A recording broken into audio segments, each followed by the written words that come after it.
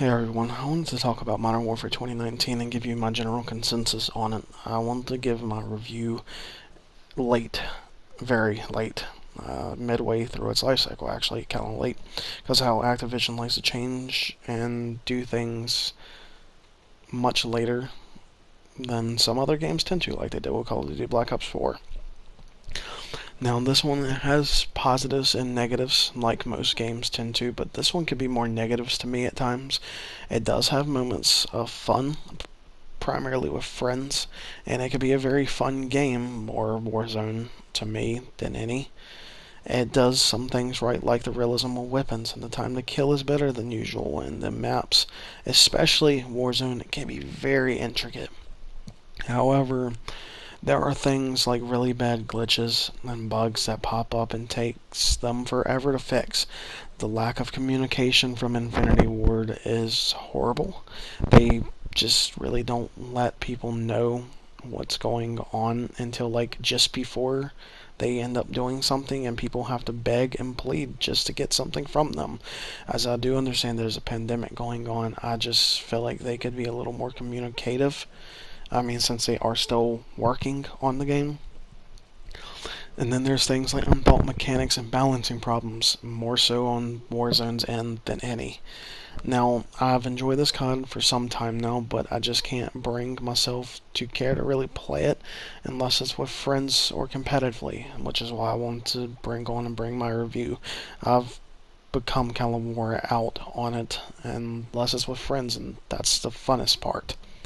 Now, the amount of microtransactions just baffle me too. I think there's over 200 packs that can be purchased.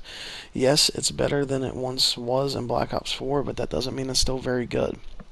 They overcharge for things, and I mean overcharge for things.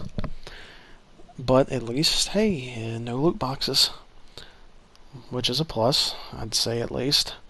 Then the lack of certain things upsets me, like universal camos. There are no more universal camos, or not really, at least, unless you buy the pack for the veterans. That has one, or the pro teams packs that has one, but that's about it.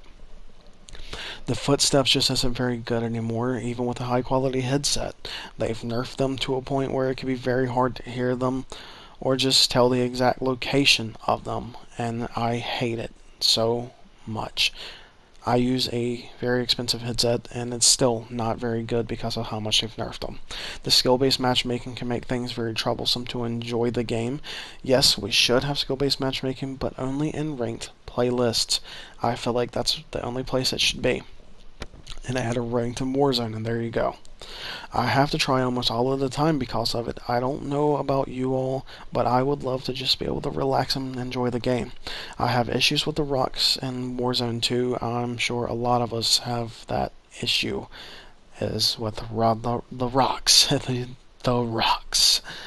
You can't really climb them, and that is a serious problem in and of itself. They can fix it, but I doubt they will. There is no weapon prestiging here, nor is there normal prestiging for your character, for your level. And personally, that takes away the fun for me. Now, the game does have things I like the weapon camo variety compared to others. It has a lot of weapon camos.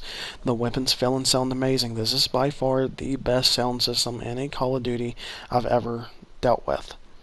Now, sniping is one of the best in this Call of Duty. I love the sniping compared to Modern Warfare Remastered especially. It's very good. And then modes like Ground-Born Cyber Attack is very refreshing in and of itself too. They definitely did some things right, and that's for sure. Warzone is very fun, primarily with friends. I love it with friends. It's a wonderful take on the Battle Royale genre. The Gulag is one of the funnest yet most stressful things about it. It can be very exhilarating at times, though. I just hope they fix some of the problems with this COD, and the next one they learn from things.